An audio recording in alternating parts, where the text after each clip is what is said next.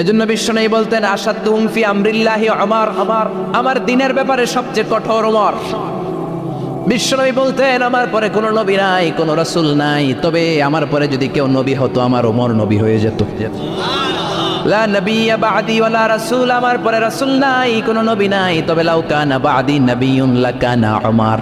প্রভু তুমি বলেছ রাসূল দেবে না, বলনি দেবে না ওমর, বলনি দেবে না হামজা তারি, খালিদ বিজয়ী সমর। প্রভু তুমি বলেছ রাসূল দেবে না, বলনি দেবে না ওমর, বলনি দেবে না হামজা তারি, খালিদ বিজয়ী সমর। প্রভু তুমি বলেছ রাসূল দেবে না। আল্লাহু আকবার।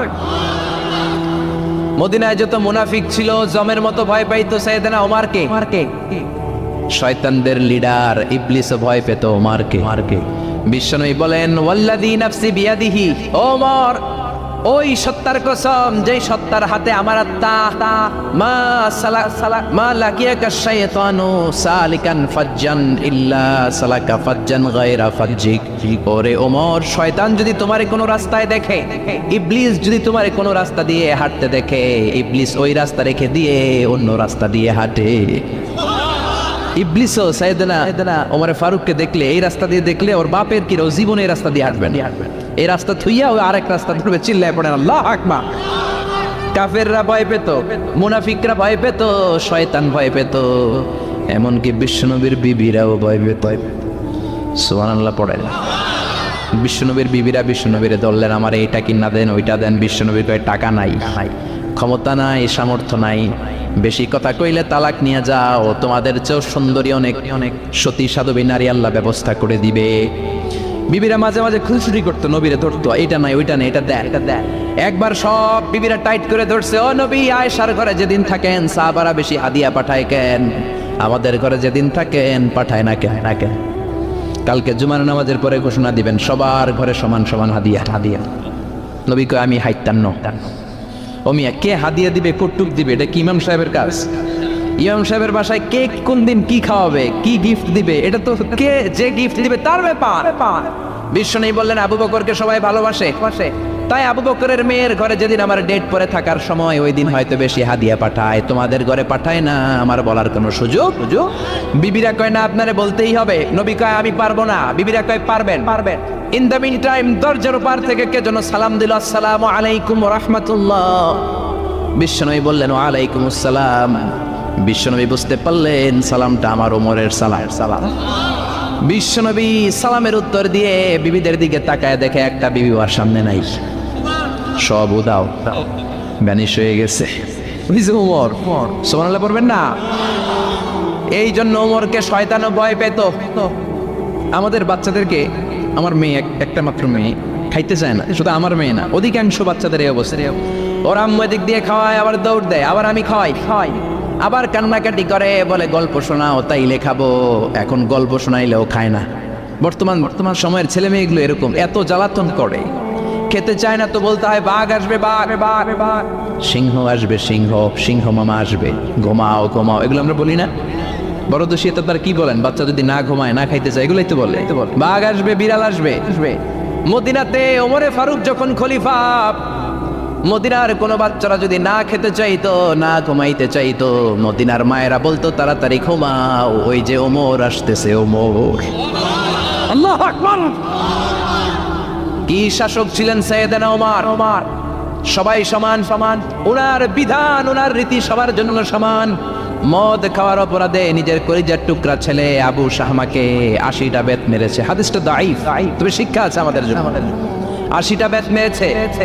এক রাতে পাওয়া যায় বেত মেরে ছেলেটাকে আহত করে ফেলেছে, আর এক রাতে পাওয়া যায় পিটাতে ছেলেটাকে দুনিয়া থেকে শেষ করে ফেলেছে। ছেলের মুখে গন্ধ পেয়েছে, আর শারিবতা খামরান, কিরে মদ খাইছস? না বাবা, শারিবতু নাবিজ, আমি নাবিজ খেয়েছি। নাবিজ খাওয়া যায়। নাবিজ হচ্ছে রাতের বেলা আরবরা দুধের মধ্যে শক্ত ফুরমা ছেড়ে দেয়, 1 কেজি দুধের মধ্যে 10টা শক্ত খুরমা ছেড়ে দিলে সকালবেলা দুধের কালারটা সাদা থাকে না, শক্ত খুরমার রস টেনে ওটা লাল হয়ে যায়, খেতে বড় মজা, এটাকে বলে নাবিজ। কিন্তু সকালেই খেতে হবে। ওইটারে যদি 3 দিন জমায়ে রাখেন, 4 দিন জমায়ে রাখেন, ওইটাও গাঞ্জা হয়ে যাবে, ওইটাও তারি হয়ে যায়, মদ হয়ে যায়। সাইয়েদনা ওমরের ছেলে এই কাজ করেছেন, একটু তারির স্বাদ নেয়ার জন্য 4 দিন রেখে দিয়েছে। সাইয়েদনা ওমর বললেন, কি খাইছস? কয় মদ খাই নাই। নাবিজ খাইছস? এদিকে আয়। ইফতাহ ফামাক, মুখ খোল। করার পরে মুখের সামনে নাক নিয়ে গন্ধ দেখে, মদের গন্ধ, কলারটা ধরে মসজিদে নববীতে নিয়েছেন। ইন দা মিন টাইম মসজিদে নববীতে জোহরের নামাজ হয়। নিজের ছেলেকে মসজিদে নববীর উস্তাদা বলে, উস্তাদাতু মসজিদে নববী, মসজিদে নববীর পিলারে বেঁধেছেন। যেহেতু উনি খলিফা, মসজিদে নববীর ইমাম, জোহরের নামাজের ইমামতি করলেন, সালাম ফিরালেন, আসসালামু আলাইকুম রাহমাতুল্লাহ, আসসালামু আলাইকুম রাহমাতুল্লাহ। সালামের পর বললেন, মাকানাকুম ইনদানা হাদ, সুন্নতের পর বসে যাবেন, আমাদের একটা হদ আছে। আল্লাহর দেয়া যে বিধান, বিচার, এটাকে আরবিতে বলে হাদ, প্লুরাল হচ্ছে হুদুদ। আমাদের হুদুদ আছে, মানে গুরুদণ্ড আছে, বসবেন। হাজার হাজার মানুষ সবাই ওযু করে যখন ঢুকতেছিল, দেখে আবু শামা পিলারে বাঁধা। সবাই তো আশ্চর্য, কি আজীব তামাশা, প্রেসিডেন্টের পোলা বাঁধা। নামাজের পরে বাইরে আসার পরে হাজার হাজার মানুষ তাকিয়ে আছে। কানাঘুষা শুরু হয়ে যায়। সবাই বলে, কি হয়েছে? ওমর কয়, আমার টানাটানি করা যাবে না। এই যে থামেন, এখন টানলে কি হবে? আমি জানি, খুব বিশৃঙ্খলা হবে। দাঁড়ায় শুনলে ডবল সওয়াব। আমি চলে গেলে এরপর আপনারা টানাটানি করে ঢুকেন। কথা শুনতেছেন তো? মনোযোগ আছে? লোকদের মধ্যে কানাঘুষা। প্রেসিডেন্টের ছেলে, কেউ কয় ওমর মনে হয় মারবে না, যেহেতু নিজের ছেলে তো, একটু ধমকি দিয়ে ছেলে দিয়ে। কেউ বলা হয় না, ওমর তো এত সহজ মানুষ না, মদের বিচার তো 80টা বেদ, মনে হয় 40টা মারবে। কেউ কয় না, 80টাই মারবে। ওমর চেয়ারে বসে জল্লাদরে ডাকলেন, বললেন, ইবদা বিসমিল্লাহ, নে চাবুক শুরু কর। বাইতুল মাল থেকে শক্ত সাইজের একটা চাবুক আনবি। জল্লাদ চাবুক এনে দাঁড়ালেন। ওমর বললেন, ইবদা বিসমিল্লাহ, শুরু কর। জল্লাদ মারতে শুরু করেছে। ওয়াহিদ, ইতনাইন, তালাতা, 3টা মারার পরে এক থাপ্পড় মেরে জল্লাদকে 3 হাত দূরে ফেলে দিলেন। ধমক দিয়ে বললেন, তুই চাবুক মারস নাকি চাকরি বাঁচাস? আসলে জল্লাদ কিন্তু আসতে পারে নাই, দেহের যত জোর ছিল জোর দিয়ে মেরেছে, কিন্তু ওমরের পছন্দ হয় নাই। ওমর বলে, ইনদাকা তালাতা ইনদি ওয়াহিদ, তোর হিসাবে চাবুক মারা হয়েছে 3টা, আমি ওমরের হিসাবে মাইর হয়েছে একটা। চাবুক আমার হাতে দে, আমি 2 নাম্বার থেকে শুরু করি। ওমরে ফারুক 2 নাম্বার শুরু করলেন। 2, 3, এক একটা চাবুক মারে, ছুপ করে চামড়া ছিলে, রক্তগুলো মসজিদে নববীর বারান্দার পিলারের মধ্যে লাগে। ওমরের যে শক্তিশালী দ্বিতীয় কোনো পুরুষ মদিনার জামিনে ছিল নাকি? ওমরের হাতের মাইর। ছেলেটা চিৎকার দিয়ে বলে, বাবা, ও আব্বা, আর মদ খাবো না, ছেড়ে দেন, আর খাবো না। মদ তো আমি খাই নাই, আমি খেয়েছি নাবিজ, 3-4 দিন রাখার কারণে একটু মাতলামি হয়েছে আমার। আব্বা, এবারের জন্য ছেড়ে দেন, আর খাবো না। ওমরের কঠোর হৃদয়ে কোনো দয়া মায়া আসনা, মারতে লাগলেন। এবার আবু শাহামার মা, ওমরের বউ, পায়ের মধ্যে ওমরের পায়ে পড়ে ডেকে বলে, ওমর, আমার কলিজার টুকরা ছেলেটারে মারিস না। 30টা বাড়ি মারা হয়েছে, আর বাকি 50টা বাড়ির জন্য এক একটা চাবুকের বিনিময়ে আমি এক একটা উট আল্লাহর রাস্তায় সদকা করব রে ওমর। সাইয়েদনা ওমর বলে, এর নিয়ে যাও। আবু শাহামার মা উট দিয়ে আল্লাহর জাইন চাবুকের বাড়ি থেকে একটা বাড়িও কমানো যাবে না, 80টা বাড়ি দেয়া পর্যন্ত পৃথিবীর কোন শক্তি আবু শাহামারে আমার হাত থেকে ছুটাতে পারবে না। আবু শাহামার মা কাঁদতে লাগলো। ওমরের মনে দয়া মায়া হয় না। 40টা বাড়ি মারার পরে ছেলে বেহুশ, 50টা মারার পরে আবু শাহামা দুনিয়া থেকে শেষ। সবাই নিস্তব্ধ নীরবতা, পিন ড্রপ সাইলেন্স, পিনপতন নীরবতা। রাগে তখনও গড়গড় করছে ওমর। সাইয়েদনা ওমর বললেন, গোসল দে, জানাজা দে, কবর দেওয়ার পরে ওই কবরের উপর 51 নাম্বার থেকে মারা শুরু করলেন। 52, 53, 60টা, 70টা, 80টা চাবুকের বাড়ি কবরের মধ্যে বিশাল বিশাল বড় বড় বাড়ি মেরে আঘাত করে আল্লাহরে ডেকে বললেন, আল্লাহ, আমার ছেলে হওয়ার কারণে, প্রেসিডেন্টের ছেলে হওয়ার কারণে আমি পার্সিয়ালিটি করি নাই, একটা চাবুকের বাড়িও কম দেই নাই। কিয়ামতের দিন তুমি আমার জালিমদের কাতারে দাঁড় করাতে পারবা না। আল্লাহু আকবার। ওই ওমরের শাসন যদি দেশে থাকতো, দেশটারে মদিনা বানাইতো কে? এখন রিকশাওয়ালার পোলার জন্য এক নিয়ম, প্রধানমন্ত্রীর পোলার জন্য আরেক নিয়ম। কুলিওয়ালা ঠেলাওয়ালার জন্য এক নিয়ম, প্রেসিডেন্টের মেয়ের জন্য আরেক নিয়ম। জোরে বলেন ঠিক কিনা? সবার জন্য যদি এক নিয়ম হতো, চুরি করলে যদি হাত কাটা হতো, জিনা করলে যদি পাথর মেরে গর্দানটা উড়িয়ে দেয়া যেত, বাংলার জমিনে আর কোনো চোর আর জিনাখোর পাওয়া যেত না। চুরি করলে হাত কাটো কার আইন? তবে এটা কলা চোর, মুরগি চোর, ডাব চোর, আম চোর না। যেই চোরগুলো একটা কলমের সিগনেচারের খোঁচায় দেশের 1000 কোটি টাকা মেরে দেয়, ওই চোরদের হাত আগে কাটতে হবে। যেরকম ঠিক কিনা? এক কলমের খোঁচায় শেয়ার বাজার খাইয়া ফেলায়, হলমার্ক খাইয়া ফেলায়, দেশের টাকা সুইজারল্যান্ডে পাঠায়, ওই চোরগুলার হাত। জোরে বলেন ঠিক কিনা? আল্লাহর দিন বাস্তবায়নে সবচেয়ে কঠোর সাহাবী ছিলেন ওমর। আবু বকর ছিলেন নরম, ওমরের মেজাজকে গরম বানাইছে কে? এই জন্য ইসলামের মধ্যে যেমনি সহনশীলতা আছে, আবার ইসলামের মধ্যে বিদ্রোহ আছে না নাই? ওই রকম একটা ওমরের দরকার, আমাদের বেশি চাই না। জোরে বলেন ঠিক কিনা? দাও খোদা দাও আমায় আবার ওমর দারাজ দিল, দাও খোদা দাও আমায় আবার ওমর দারাজ দিল, দাও আলীর মতো বীর সেনানি, আলীর মতো বীর সেনানি জাগাতে নিখিল, দাও খোদা দাও আমায় আবার ওমর দারাজ দিল। সুবহানাল্লাহ পড়েন। একটা ওমর লাগবে, চিল্লায় বলেন কয়টা? ওই ওমরের অপেক্ষায় বাংলাদেশ সহ গোটা মুসলিম উম্মাহ, ঠিক কিনা? একটা ওমরে যথেষ্ট। আমাদের সেন্ট্রাল লিডারশিপ নাই তো, আমাদেরকে এদিকে লাথি মারলে আমরা ওইদিকে যাই, ওদিক থেকে গোতা মারলে আমরা এদিকে যাই। আমাদের রিপ্রেজেন্টেটিভ, আমাদের প্রতিনিধিত্ব করার মতো কোনো কেন্দ্রীয় লিডারশিপ নেতৃবৃন্দ গোটা বিশ্বে নাই, ঠিক কিনা? আমরা সেই ওমরে ফারুকের অপেক্ষায়, আমরা সেই ইমাম আল বাহাদির অপেক্ষায়। এই ওমরে ফারুক আমাদের মডেল, ঠিক কিনা? থার্ড ইন পজিশন এই পুরা উম্মতের মধ্যে ওনার পজিশন নাম্বার 3। 1 নম্বর পজিশন বিশ্বনবীর, কার? 2 নম্বর পজিশন কার? আবু বকর। 3 নম্বর পজিশন কার? ওমরে ফারুকের। বিশ্বনবী বলতেন লা নবিয়্যা বা'দি, লা নবিয়্যা বা'দি, আমার পরে কোনো নবী নাই। ওয়ালা রাসূলা, আমার পরে কোনো রাসূলও নাই। আমার নবীর পরে আর কোনো নবী আছে? আমার নবীর পরে আর কোনো রাসূল আছে? এই যে কাদিয়ানি যে একটা সম্প্রদায় আছে, এরা কি মুসলিম নাকি অমুসলিম? মুসলিম সম্প্রদায়ের সাথে এদের কোনো সম্পর্ক নাই। চিল্লা বলেন ঠিক কিনা? এরা যদি মুসলমান হতে চায়, আমার নবী দ্য লাস্ট মেসেঞ্জার বিশ্বনবীকে খাতামুন নবী হিসেবে সংবাদ সম্মেলন করে গোটা বিশ্বকে জানাই দিতে হবে, তারপরে তাদেরকে আমরা মুসলিম হিসেবে স্বীকৃতি দিব। চিল্লা বলেন ঠিক কিনা? তা না হলে তারা কোন ধর্মের এটাকে জানাই দিতে হবে। No inferiority complex, no identity crisis. Identity ক্রাইসিসে থাকা যাবে না। আপনারা কোন ধর্মের এটা জানায় দেন। আপনারা বিশ্বনবীরও শেষ নবী মানবেন না, আবার মুসলিম বলেও নিজেদেরকে ট্যাগ লাগাতে চাইবেন। সাধারণ মুসলমানরা এটা এই ধোঁকাবাজি মানে না। চিল্লায় বলেন ঠিক কিনা? আমার নবীর পরে কোনো নবী নাই, আমার রাসূলের পরে কোনো রাসূল নাই, ঠিক কিনা? আল্লাহর হাবিব বলতেন লাউ কানা বা'দি নাবিয়্যুন লাকানা উমর, তবে আমার পরে যদি নবী হওয়ার যোগ্যতা কারো থাকে, আমার ওমরের ওই যোগ্যতা আছে। সুবহানাল্লাহ পড়েন।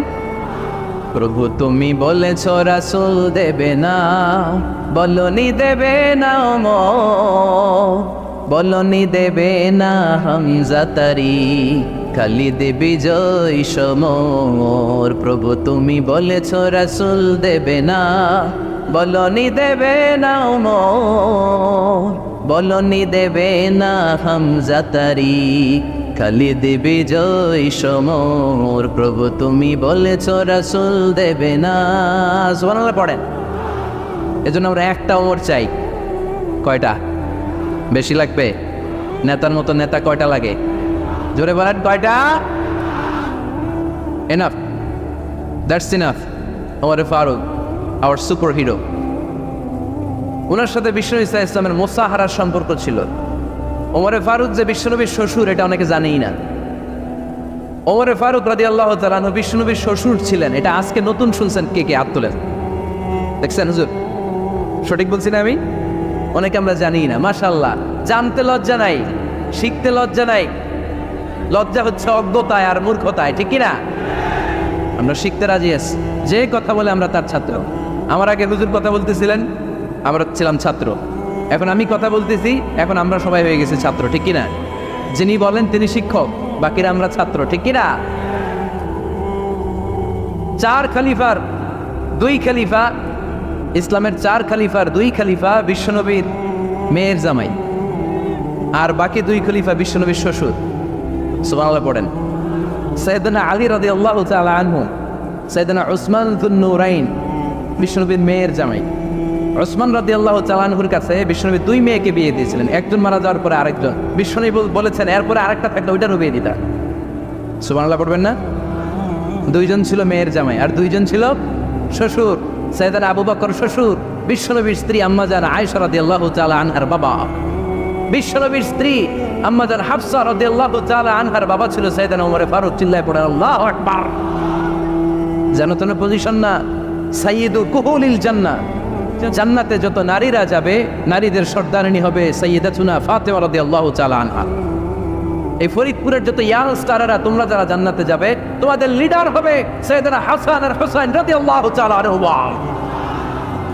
আর বয়স্ক মুরব্বীরা যারা জান্নাতে ঢুকবেন, আপনাদের লিডার হবে সাইয়েদনা আবু বকর আর সাইয়েদনা ওমর ফারুক রাদিয়াল্লাহু তাআলা। সুবহানাল্লাহ পড়তে পারলেন না? ওমর ফারুক এটা সাধারণ কোনো ক্যারেক্টারিস্টিক্স নয়, ওনাকে আল্লাহ তাআলা নলেজও দিয়েছেন, আবার দিনদারিও দিয়েছেন। আমার দিনী ভাইয়েরা খেয়াল রাখবেন, কোনো আলেমের মধ্যে বা কোনো নেতার মধ্যে যদি এই দুইটার সমন্বয় আপনি পান, যে তার জ্ঞানও আছে আবার দিনদারিও আছে, হি belongs the knowledge and he belongs the তাকওয়া, সে গোটা বিশ্বকে জয় করে ফেলবে, ঠিক কিনা? যার মধ্যে জ্ঞান আছে, যার মধ্যে তাকওয়া আছে, তার কেউ থামায় রাখতে পারে? ওমর ফারুককে এই 2 নেয়ামত দিয়ে ধন্য করেছে কে? সহিহ বুখারীর বর্ণনা, বিশ্বনবী সাহাবীদের সামনে একটা স্বপ্নের কথা বলছেন। বিশ্বনবী বললেন, আমি স্বপ্নে দেখলাম আমার আঙ্গুলের ফাঁকা থেকে দুধ বের হচ্ছে, আমি তৃপ্তি সহকারে দুধ খেলাম। খাওয়ার পরে দেখলাম আঙ্গুলের মধ্যে একটু দুধ লেগে আছে। আমার আঙ্গুলে অতিরিক্ত লেগে থাকা দুধটা আমি ওমর ফারুকের মুখের মধ্যে লাগিয়ে দিলাম। সাহাবারা বললেন, ইয়া রাসূলুল্লাহ, ইয়া হাবিবাল্লাহ, মাযা আওয়ালতা বিহি, এই স্বপ্নের আপনি কি ব্যাখ্যা করলেন, আমরা তো বুঝলাম না। বিশ্বনবী বললেন, আওয়ালতু বিহি আল ইলম, আমি এই দুধ দিয়ে জ্ঞানের ব্যাখ্যা করেছি, কারণ ওমরকে আল্লাহ যেই জ্ঞান দিয়েছে গোটা বিশ্বের কাউকে এত জ্ঞান দেয় না। এজন্য স্বপ্নে যদি কেউ দেখেন যে আপনি দুধ খাচ্ছেন, তার মানে আল্লাহ তাআলা আপনার জ্ঞান বাড়ায় দিবেন। ওমর ফারুককে দুধ খেয়ে অতিরিক্ত দুধের অংশটা বিশ্বনবী আবু বকর রাদিয়াল্লাহু তাআলা আনহুর মুখে দেন নাই, সাইয়েদনা উসমানের মুখে দেন নাই, আলী রাদিয়াল্লাহু তাআলা আনহুর মুখে দেন নাই। স্বপ্নে ওই অতিরিক্ত লেগে থাকা দুধটা বিশ্বনবী ওমর ফারুকের ঠোঁটের মধ্যে লাগিয়ে দিয়েছেন। এই হাদিস থেকে প্রমাণ হয় আল্লাহ তাআলা জ্ঞানের নেয়ামতে সাইয়েদনা ওমর ফারুককে ধন্য করেছেন। আবার বুখারীর বর্ণনা, বিশ্বনবী সাল্লাল্লাহু আলাইহি ওয়াসাল্লাম আরেকটা স্বপ্নের বর্ণনা দিচ্ছেন। তিনি বললেন, তোমাদের সবাইকে স্বপ্নে আমার সামনে দাঁড় করানো হলো। আমি দেখলাম তোমাদের কারো জুব্বা নাভি পর্যন্ত, কারো জুব্বা হাঁটু পর্যন্ত, কারো জুব্বা টাকনো পর্যন্ত। ওমর ফারুককে যখন স্বপ্নে আমার সামনে দাঁড় করিয়ে দেয়া হলো, আমি দেখলাম ওমরের জুব্বা এত লম্বা, ওমর টেনে হিচড়ে তার জুব্বা নিয়ে সামনে হেঁটে যাচ্ছে। সাহাবারা বললেন, ফামাযা আওয়ালতা বিহি ইয়া রাসূলুল্লাহ, ও আল্লাহর রাসূল, এই স্বপ্ন দিয়ে আপনি কি বোঝাতে চাইলেন, আমরা কিছু বুঝলাম না। বিশ্বনবী বললেন, আউয়ালতু বিহি আদ-দীন, আমি এই হাদিসের দ্বারা দ্বীনের ব্যাখ্যা করলাম, যার জামা যত লম্বা তার দ্বীনদারি তত বেশি। সুবহানাল্লাহ, আসতে পড়েন। স্বপ্ন দেখলেন কোন সাহাবীর জুব্বা নাভি, কোন সাহাবীর হাঁটু, কারোটা টাকনু, কিন্তু ওমর ফারুকের জুব্বা এত লম্বা, ইয়াজুবু সাওবাহু, তিনি তার জুব্বা টেনে হিচড়ে যাচ্ছেন। বিশ্বনবী বললেন, এটা দ্বারা আমি দ্বীন, আমি তাকওয়া, দিনদারি, তাকওয়া, এটার ব্যাখ্যা করেছি। তার মানে ওমর ফারুকের তাকওয়ার সামনে সব তাকওয়া পানি হয়ে যাবে। কোন সুবহানাল্লাহ। আল্লাহ তাআলা সাইয়েদনা ওমর ফারুককে দ্বীনের জ্ঞান দিয়েছেন, তাকওয়া দিয়েছেন। যুবক ভাইয়েরা, যাকে আল্লাহ তাআলা দ্বীনের জ্ঞান দেয়, যাকে আল্লাহ তাআলা তাকওয়ার এই গুণ দিয়ে সমৃদ্ধ করে, তার জন্য গোটা বিশ্বের সব দরজাগুলোকে ওপেন করে দেয় কে? কত বড় মুত্তাকি ছিলেন সাইয়েদনা ওমর ফারুক। মদিনার সমাজে কয়জন মুনাফিক ছিল বিশ্বনবী ছাড়া কেউ বলতে পারতেন না। বিশ্বনবী কোন সাহাবীকে মুনাফিকদের লিস্ট দিয়ে যান নাই, একজন সাহাবী ছাড়া। দেখি কেউ বলতে পারেন কিনা ওই সাহাবীর নাম? কি নাম? হুযায়ফা ইবনুল ইয়ামান রাদিয়াল্লাহু তাআলা আনহু, ওনাকে বলা হতো সাহিবু সিররি রাসূলিল্লাহ, আল্লাহ রাসূল সাল্লাল্লাহু আলাইহি ওয়াসাল্লামের গোপন তথ্যের ধারক বাহক। সুবহানাল্লাহ পড়বেন না? বিশ্বনবী ইন্তেকালের আগে মদিনার সমাজে মোট কয়জন মুনাফিক আছে এই তথ্য আবু বকরকে বলেন নাই, ওমর রাদিয়াল্লাহু তাআলা আনহুকে বলেন নাই, উসমান রাদিয়াল্লাহু তাআলা আনহু, আলী রাদিয়াল্লাহু তাআলা আনহু, আশরাতুল মুবাশশিরিনা বিল জান্নাহ কোন সাহাবীকে বলেন নাই। শুধুমাত্র কেবলমাত্র একমাত্র হুযায়ফা ইবনুল ইয়ামান রাদিয়াল্লাহু তাআলা আনহুর কাছে মুনাফিকদের লিস্টে বিশ্বনবী দিয়ে গিয়েছেন। সুবহানাল্লাহ পড়েন। মদিনায় কারা কারা মুনাফিক কেউ জানতো না হুযায়ফা ছাড়া। কে ছাড়া? নামটা আজকে মুখস্থ করেন, যাতে অন্য কোনো ওয়াজে কেউ জিজ্ঞেস করলে বলতে পারেন। মুনাফিকদের লিস্ট যে সাহাবীর কাছে বিশ্বনবী দিয়ে গিয়েছিলেন, সাহাবীর নাম কি? নাম, নামটা কেমন লাগে? ভালো লাগে? অনেকে আমারে জিজ্ঞেস করে, হুজুর আমার ছেলে হবে আগামী মাসে, একটা নাম দেন। নাম দিয়ে দিলাম হুযায়ফা। যাদের হবে ছেলে, এলাকায় যাদের নেক্সট কয়েক মাসে ছেলে হবে, খালি হুযায়ফা চলবে। কি চলবে? ভাল লাগে? নামটা ভাল লাগে? রাইখেন, অনেক সুন্দর নাম। উনি জানতেন মুনাফিক কারা। দেখেন ওমরে ফারুকের তাকওয়ার লেভেলটা কত হাই হাই। ওমরে ফারুক একদিন হুযায়ফা রাদিয়াল্লাহু তাআলা আনহুর কাছে গেলেন, যে বললেন, হুযায়ফা, বিশ্বনবী ইন্তেকালের আগে মুনাফিকদের নামের লিস্টটা কারো কাছে দেয় নাই, আমার জানা নাই, সাইয়েদনা আবু বকরের জানা নাই, কোনো সাহাবীর জানা নাই তুমি ছাড়া। আমি তোমার কাছে জানতে চাই, আমি ওমরের নামটা ওই মুনাফিকদের খাতায় আছে কিনা আমার একটু বলো। আমার ওমরের নামটা ওই মুনাফিকদের লিস্টিতে একটু আছে কিনা, নামটা একটু বলো। যদি থাকে আমি ভালো হয়ে যাব। আমি নেফাকে দূর করে পাক্কা মুমিন হতে চাই। আমার নাম যদি মুনাফিকের লিস্টে থাকে আমি তো শেষ। হুযায়ফা চোখের পানি ছেড়ে দিয়ে বলে, আমিরুল মুমিনিন, কেমন প্রশ্ন করলেন আপনি? আপনি বিশ্বনবীর শ্বশুর, এই উম্মতে আপনার পজিশন 3 নাম্বার। আপনারে মুনাফিকরা ভয় পায়, শয়তান আপনারে ভয় পায়। আপনি জান্নাতে সব বয়স্ক লোকদেরকে নিয়ে জান্নাতের মধ্যে আগে আগে ঢুকবেন, কেমন করে মুনাফিকদের কাতারে আপনার নাম থাকতে পারে? ওয়ার সুবহানাল্লাহ পড়ে। কি বিনয়ী, কি তাকওয়া।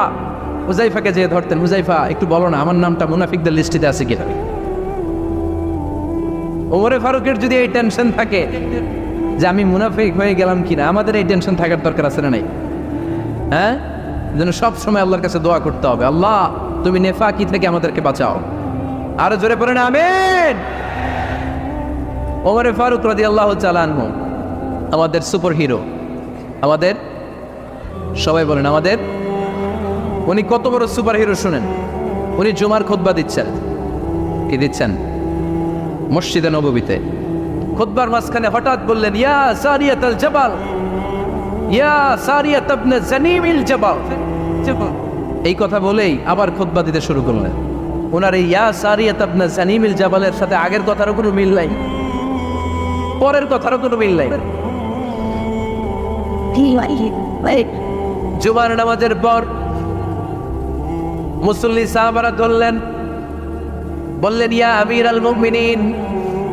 খুতবার মাঝখানে হঠাৎ করে ইয়া সারিয়াত ইবনে জানিমিল জাবাল বলে আপনি চিৎকার করলেন কেন? আপনার এই বাক্যের সাথে আপনার খুতবার আগের বাক্যের কোনো মিল নাই, আপনার খুতবার পরের বাক্যেরও কোনো মিল নাই। এই কথা আপনি কারে বললেন? কারে উদ্দেশ্য করে বললেন? এই কথার তাৎপর্য কি আমাদেরকে বুঝিয়ে বলেন।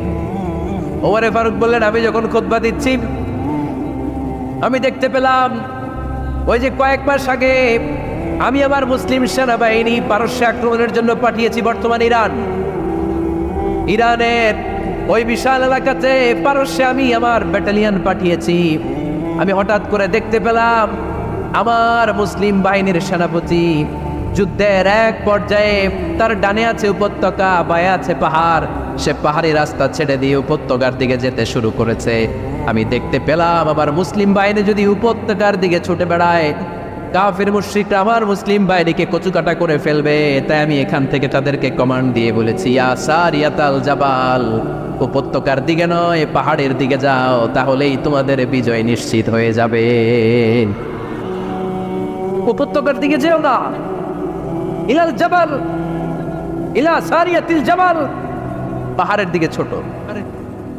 সাহাবারা অবাক। ঘটনা কি? উনি বসে আছেন মদিনায়, মসজিদে নববীর মিম্বারে দাঁড়িয়ে উনি যদি ইয়া সারিয়াতাল জাবাল বলে, এটা কি ইরানে যাবে নাকি? ও মিয়া, তখনকার সময়ে বর্তমানের মতো মোবাইল ছিল নাকি, ইন্টারনেট ছিল নাকি, কিছু ছিল? খালি মুখে আমি যদি বলি ইয়া সারিয়াতাল জাবাল, এটা ইরানে যাবে, ইন্ডিয়ায় যাবে, ঢাকায় তো যাবেন, ফরিদপুর শহরেই তো বসবে না, ঠিক কিনা? কিন্তু এটা আমিরুল মুমিনিন বিশ্বাসী সাহাবারা বিশ্বাস করে নিল। কিছু মুনাফিক ছিল, এরা কয় না ঝামেলা আছে, এটা তো সম্ভব না, এক কাজ করি, এই সেনাপতি যখন বিজয়ী বেশে মদিনায় ফিরে আসবে আর আমরা ধরব। এরা দিন গুনতে লাগলো, এই সেনাপতি মুসলিম বাহিনী নিয়ে পারস্য জয় করে কবে ফিরে আসবে। এই মুনাফিকের দলগুলো কখনো সেনাবাহিনীকে অভ্যর্থনা জানাতে যেত না, কিন্তু এইবার সবার আগে মদিনার উপকণ্ঠে যে সেনাপতিদেরকে অভ্যর্থনা জানানোর জন্য ফুল নিয়ে রেডি, ফুল নিয়ে দাঁড়ায় আছে। সেনাপতি ঠুকার সাথে সাথে ধরছে, এই সেনাপতি কোত্থেকে আসছে? পারস্য জয় করে আসছি। এমন এমন দিন, জুমার দিন দুপুরবেলা যুদ্ধের মাঝখানে আমিরুল মুমিনিনের কণ্ঠের কোনো কথাবার্তা শুনছো নাকি? সেনাপতি অবাক, কয় তোমরা জানলা কেমনে? শুনছি তো। সুবহানাল্লাহ পড়বেন না? আমরা যুদ্ধে একটা ভয়ঙ্কর অবস্থার মধ্যে ছিলাম, পেছন থেকে শত্রু আমাদেরকে আক্রমণ করতে শুরু করে দিল। ডানে যাব না বায়ে যাব, সামনে যাব নাকি পেছনে যাব, রাস্তা খুঁজে পাচ্ছি না। ডান দিকে ছিল আমাদের উপত্যকার রাস্তা, বাঁ দিকে ছিল পাহাড়ি পথ। আমরা সোজা পথ হবে মনে করে উপত্যকার দিকে ছুটতে আরম্ভ করলাম। হঠাৎ করে আমিরুল মুমিনিনের কণ্ঠ বজ্র কণ্ঠে আমার কানের মধ্যে ভেসে আসলো। আমার মনে হলো আমিরুল মুমিনিন কেমন যেন আমাকে কমান্ড দিচ্ছেন আর বলছেন, ইয়া সারিয়াতাল জাবাল, ডান দিকে উপত্যকার পথে নয়, তাড়াতাড়ি পাহাড়ের দিকে সৈন্যবাহিনী নিয়ে উঠে যা। পাহাড়ের দিকে, ডানেরা, this is wrong track and this is the right track. ওই দিন যদি ওমরে ফারুকের ওই গাইডলাইন, আমিরুল মুমিনিনের কমান্ড যদি আমি না শুনতাম, আজকে বিজয়ের বেশে ফিরতেও পারতাম না, আমাদের চেহারাও তোমরা দেখতে পেত না। ওমরে ফারুকের ওই কমান্ড, ওই গাইডলাইন অদৃশ্য থেকে শোনার কারণে এই পারস্যের মধ্যে আমাদেরকে সেই যুদ্ধে বিজয় দান করেছে কে? দিস ইজ উমরে ফারুক, দিস ইজ উমরে ফারুক। বিশ্বনবী বলছেন, আমার মা লাকিয়াকা শাইতানু সালিকান ফাজ্জান ইল্লা সালাকা ফাজ্জান গায়রা ফাজ্জিক উমর। শয়তান ইবলিস যদি তোমার কোনো রাস্তা দিয়ে হাঁটতে দেখে, শয়তান ওই রাস্তা রেখে দিয়ে অন্য রাস্তা দিয়ে হাঁটে। সুবহানাল্লাহ বাড়িতে যায় বললেন, কে বলতেছে? বিশ্বনবী। কার ব্যাপারে?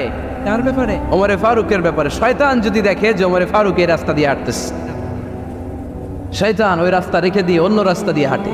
সুবহানাল্লাহ পড়েন। রাত্রিবেলা আমরা আমাদের বাচ্চা ছেলে মেয়েদেরকে যখন খাওয়াই, বাচ্চারা খেতে চায় না, এরকম হয় আপনাদের ফরিদপুর এলাকায়? এই এলাকায় হয় নাকি? খেতে চায় না বাচ্চারা, এই চকলেট দেখায়া, এই মিনা কার্টুন দেখায়া, এইটা সেইটা, এগুলো সেগুলো বলে, গল্প টল্প বলে পুলায়া খাওয়ানো লাগে, তাই না? তারপরেও খায় না। আমারও ছোট মেয়ে আছে, খেতে চায় না, এইটা সেইটা এমনি সেমনি খাওয়ানো লাগে। তো শেষে না পেরে মা বাবা বলতে বাধ্য হয়, ওই যে ভূত আসতেছে, ভূত, তাড়াতাড়ি তাড়াতাড়ি খাও, তাহলে যে ভূত ধরবে তোমারে। ওই যে বাঘ আসতেছে, বাঘ, তাড়াতাড়ি খাইলে তাহলে বাঘে কামড়াবে। বলি না আমরা? আপনারা কি বলেন? ভূত। আর কি বলেন? হ্যাঁ হ্যাঁ, আচ্ছা, এক এক জায়গায় এক একটা আমরা বলি, ভূত আসবে, বাঘ খাবে, ভাল্লুক খাবে, তাড়াতাড়ি খাও। মদিনাতে যখন ওমরে ফারুক আমিরুল মুমিনিন, মদিনার মায়েরাও বাচ্চাদেরকে খাওয়াতে পারতো না, ছোট্ট মেয়েদেরকে খাওয়াতে পারতো না, খাওয়া নিয়ে যন্ত্রণা করতো। বাচ্চারা যখন মদিনায় খেতে চাইতো না রাত্রিবেলায়, মদিনার মায়েরা বলতো, তাড়াতাড়ি খাও, হা হুয়া ইয়াতি উমর, হা হুয়া ইয়াতি উমর, তাড়াতাড়ি খা, নাহলে ওই যে ওমর আসতেছে, Omar. This is our super hero সাইয়েদনা ওমর ফারুক রাদিয়াল্লাহু তাআলা। শুধু শয়তানি ভয় পেত না, মুনাফিকরাও ভয় পেত, জমের মতো ভয়। শুধু তাই না, আমাদের আম্মাজান বিষ্ণু ইসা ইসলামের স্ত্রীরাও ওমর ফারুককে ভয় পেতেন। সুবহানাল্লাহ কবেন না? মাঝে মাঝে বিষ্ণু ইসা ইসলামের সাথে আম্মাজান আয়েশার ঝগড়া হতো, হতো না? আপনাদের ফ্যামিলিতে ঝগড়া হয়? হয় না? হয় না? কার কার দেখি? ওরে আল্লাহ, অনেক আল্লাহর ওলি আছে তো এই জায়গায়, ঝগড়া হয় না? এ কি কথা কয়, ঝগড়া হয় না বলে? বিশ্বনবীর ফ্যামিলিতে ঝগড়া হয়, আপনার ফ্যামিলিতে হয় না? মিষ্টি ঝগড়া। আর ও বিয়েই করে নাই,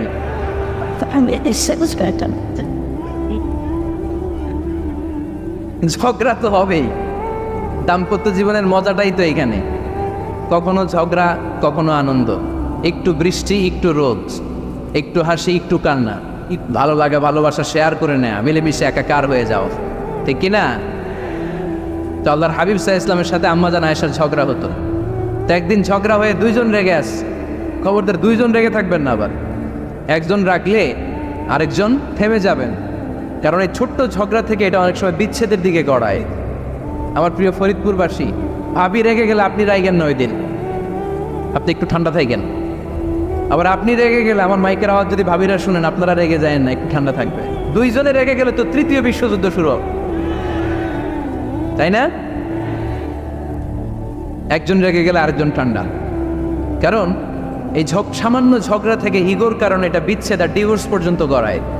আর শয়তান এখানে উস্কানি দেয়, কারণ ইমানদারদের ফ্যামিলি ভাঙতে পারলে শয়তান সবচেয়ে বড় খুশি হয়, আর ইমানদারদের ফ্যামিলি টিকে থাকলে খুশি হয়ে যায় কে? আম্মাজান আয়েশা রাদিয়াল্লাহু তাআলা আনহার সাথে বিষ্ণু সাল্লাল্লাহু আলাইহি ওয়াসাল্লামের ঝগড়া হতো মাঝে মাঝে। একবার ঝগড়া হলো, বিষ্ণু সাল্লাল্লাহু আলাইহি ওয়াসাল্লাম রাগ, আম্মাজান আয়েশাও রাগ। বিষ্ণু বললেন, আয়েশা ঝগড়া করে আর কতক্ষণ থাকবো, আসো মিটমাট করি। আয়েশা রাদিয়াল্লাহু বলেন, ঠিক আছে মিটমাট করবো। তো বিষ্ণু সাল্লাল্লাহু আলাইহি ওয়াসাল্লাম বলেন, মিটমাটের জন্য কারে ডাকবো? ওমরে ডাকি। কয় না, ওমরে না, ওমর গালিজ, ওমর অনেক রাগে, আমার ডর লাগে। কয় তাহলে তোমার আব্বারে ডাকি। কয় ডাকেন। কি খুশি, মেয়েদের মধ্যে অভ্যাসটা আছে না নাই? তাহলে তোমার আব্বারে ডাকি, ডাকেন। ডেকে নিয়ে আসা হলো। আবু বকর রাদিয়াল্লাহু তাআলা আনহু দাঁড়ালেন, আম্মাজান আয়েশা দাঁড়ালেন, বিশ্বনবীও দাঁড়ালেন। বিশ্বনবী বললেন, আয়েশা তোমার আব্বা আসছে, এবার ঘটনা খুলে বলার পালা, তুমি বলবা নাকি আমি বলবো? আম্মাজান আয়েশা বললেন, আপনি বলেন, তবে ওয়ালা তাকুল ইল্লা হাক্কান, যেটা ঘটছে ওইটাই বললেন, মিথ্যা কথা কইেন না। আবু বকর রাদিয়াল্লাহু তাআলা রেগে মেগে আগুন, কি এই কথা তুমি কেমন করে বলো? বিশ্বনবী কি মিথ্যা কথা কখনো বলবে? রেগে মেগে দিলেন মেয়ের গালে এক চড়। বানিয়ে বলতেছি না, মুসনাদ আহমদ ইবনে হাম্বলের হাদিস। বাবার হাতের থাপ্পড়কে আম্মাজান আয়েশা উল্টে বললেন। সাইয়েদনা আবু বকর রাগে গড়গড় করছেন, আবার মারার জন্য তেড়ে গেলেন। এবার বাঁচার জন্য আম্মাজান আয়েশা বিশ্বনবীর পিছনে যে আশ্রয় নিলেন, বিশ্বনবী বাঁচানোর জন্য দুই হাত মেলে দাঁড়িয়ে গেলেন। পড়েন সুবহানাল্লাহ। বিশ্বনবী যখন দুই হাত মেলে দাঁড়িয়ে গেলেন, সাইয়েদনা আবু বকর রাদিয়াল্লাহু আনহু থেমে গেলেন। সাইয়েদনা আবু বকর রাদিয়াল্লাহু তাআলা আনহু ঘর থেকে বের হয়ে বারান্দায় দাঁড়ালেন। পড়েন সুবহানাল্লাহ। এবার বিশ্বনবী আম্মাজান আয়েশার কাছে যেয়ে বলেন, ইয়া আয়েশা কাইফা রাআইতিনি আনকাসতুকি মিনার রাজুল, দেখছো কেমনে বাঁচাইলাম? আপনি না থাকলে বর্তমানে ফেলতো আজকে, আমি বাঁচাইছি তোমারে। আমি আমার লগে ঝগড়া করো তুমি? লজ্জায় পড়ে আম্মাজান আয়েশা খিলখিল করে হেসে দিলেন, বিশ্বনবীও হেসে দিলেন।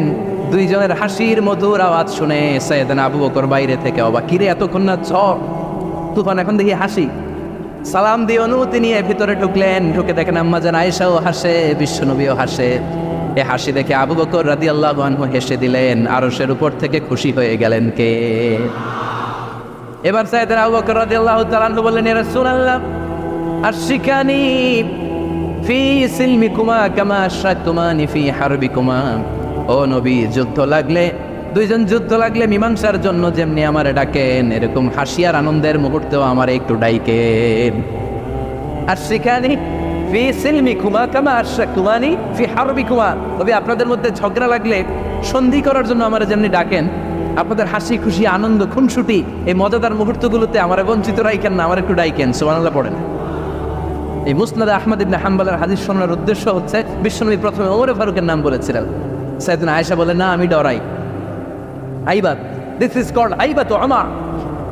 একবার বিশ্বনবীর সব বিবিরা ধরলেন, ও নবী আমাদেরকে এটা দেন, ওইটা দেন, ঘরে এইটা নাই, ওইটা নাই, ওইটা নাই। বিশ্বনবীকে, আমার কাছে কিচ্ছু নাই, যদি এমনি আমার বউ হয়ে থাকতে চাও থাকো, তাহলে যা, তা না হলে যা লাগবে কিনে দেব, সাথে সাথে তালাকও দিয়ে দিব।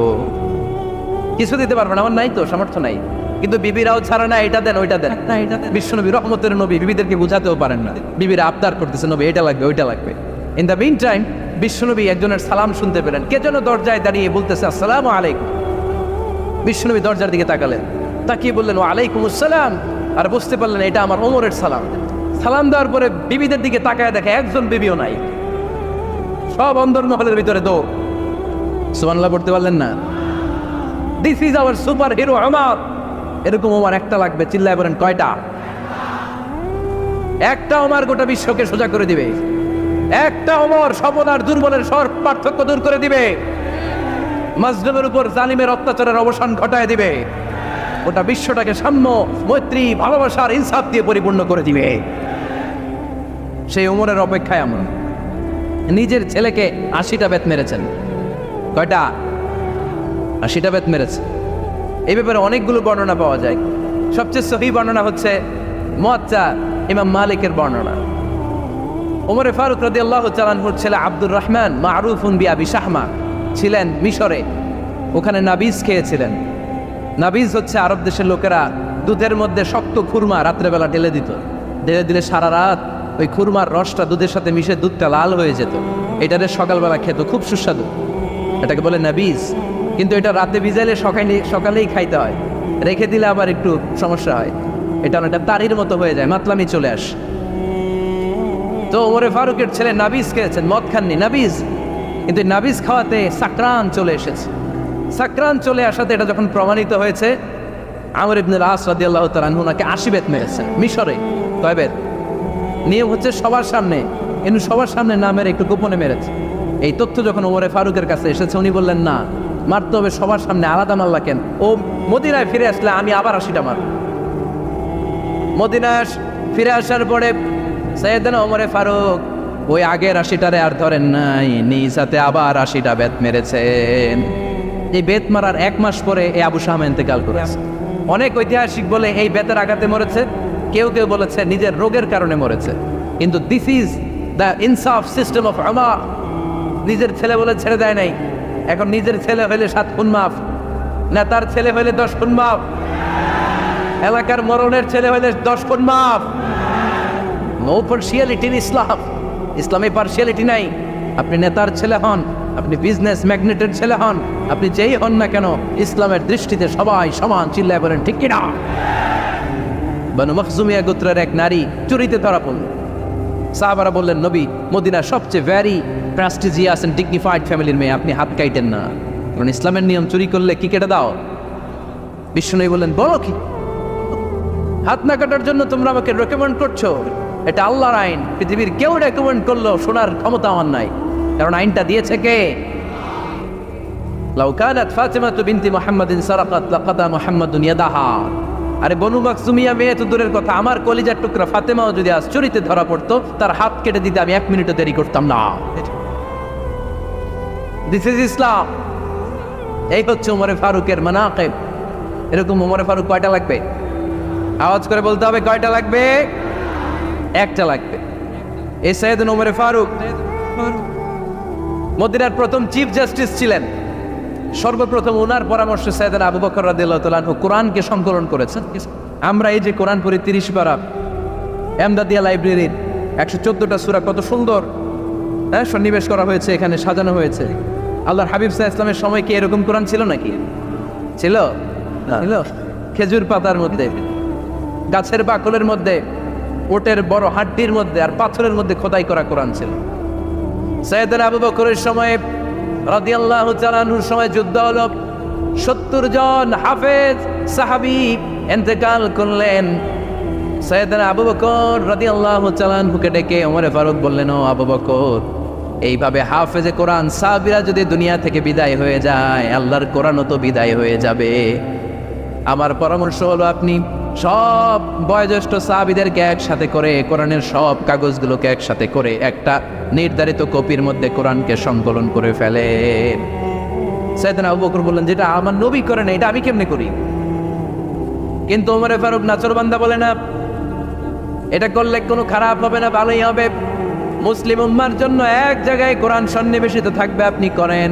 সাইয়েদনা আবু বকর রাজি হয় না, ওমরে ফারুকও ছাড়ে না। ওমরে ফারুক বলতে বলতে বলতে বলতে এমন ভাবে সাইয়েদনা আবু বকর রাদিয়াল্লাহু তাআলা আনহুকে ধরলেন, সব শেষে সাইয়েদনা আবু বকর ওমরে ফারুকের কথায় কোরআন সংকলনে রাজি হয়ে গেলেন। পড়েন সুবহানাল্লাহ। উনি বললেন, ওমর যখন আমাকে বারবার বুঝাতে লাগলো, আল্লাহ তাআলা আমার হৃদয়টা ওমরের কথা শোনার জন্য খুলে দিলেন। আল্লাহ তাআলা কেমন যেন আমাকে ইলহাম করলেন, আবু বকর করো, এই কাজের মধ্য দিয়ে আমি আমার কোরআনকে গোটা বিশ্বে জীবিত রেখে দেব। This is Omar. এই যে আমরা হিজরি সন হিজরি সনের যে আমরা গণনা করি, এই হিজরি সনের প্রবর্তক হচ্ছে সাইয়েদনা ওমর ফারুক। সুবহানাল্লাহ নাই? আপনাদের মনোযোগ আসছে না গেছে? কই ঘুমায় গেলেন মনে হয়? তাকবীর দেন তো একজন আওয়াজ করে।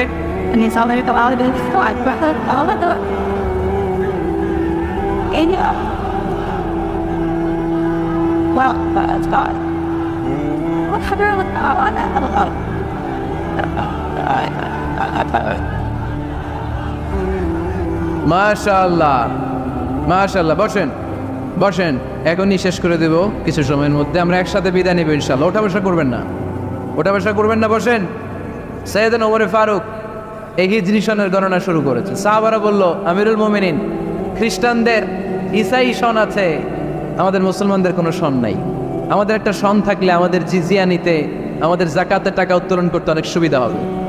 ওমর ফারুক বললেন, তাহলে কোন সালকে হিজরি, কোন সালকে মুসলিম সাল হিসেবে আমরা ঘোষণা দিতে পারি? একজন বলল, আমার নবী যেই সালে জন্মগ্রহণ করেছেন ওই সালে। ওমর ফারুক বললেন, না, আমার নবীর জন্ম আমাদের জন্য খুশির দিন, কিন্তু এটা আমাদের জন্য প্রেরণা নয়। প্রেরণা নবীর কাজে, ঠিক কিনা? আরো কিছু সাহাবারা বলল, তাহলে যেই সালে আমার নবী ইন্তেকাল করেছে ওইটারে প্রথম সাল ধরেন। ওমর ফারুক বললেন, না, যেদিন তিনি ইন্তেকাল করেছেন এটা আমাদের দুঃখের দিন, এটা আমাদের প্রেরণা নয়। আমাদের প্রেরণা হচ্ছে বিশ্বনবীর ত্যাগ, তিতিক্ষা আর কাজের মধ্য দিয়ে। জোরে কোন ঠিক কিনা? ওমর ফারুক বললেন, যেদিন বিশ্বনবী ইসলাম রক্ষায় নিজের মাতৃভূমি ছেড়ে মক্কা থেকে মদিনায় গিয়েছেন, ওই দিনটাকে হিজরি প্রথম দিন ধরে আমরা হিজরি সাল গণনা করে শুরু করে দিব। ওইটাই হচ্ছে হিজরি সন। সেখান থেকে হিজরি সনের প্রবর্তন করেছেন সাইয়েদনা ওমর ফারুক রাদিয়াল্লাহু তাআলা আনহু। এই যে স্টেট গভর্নমেন্ট, এই যে প্রিজন, জেলখানা, ক্যান্টনমেন্ট, সচিবালয়, গণভবন, বঙ্গভবন, মুক্তিযোদ্ধাদের ভাতা, রাষ্ট্রীয় ভাতা, এই সব নিয়মকানুন সাইয়েদনা ওমর ফারুক তার রাষ্ট্রীয় আমলে তিনি নিজে করেছেন। চিল্লায় পড়েন আল্লাহু আকবার।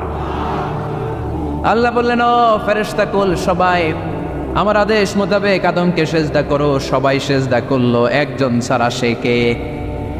আরো জোরে বলেন, অস্বীকার করলো, ওয়াস্তাকবার, অহংকার দেখালো, কানা মিনাল কাফিরিন, কাফেরদের অন্তর্ভুক্ত হলো, জাহান্নামীদের সর্দার হলো। কয়টা সেজদার আদেশ?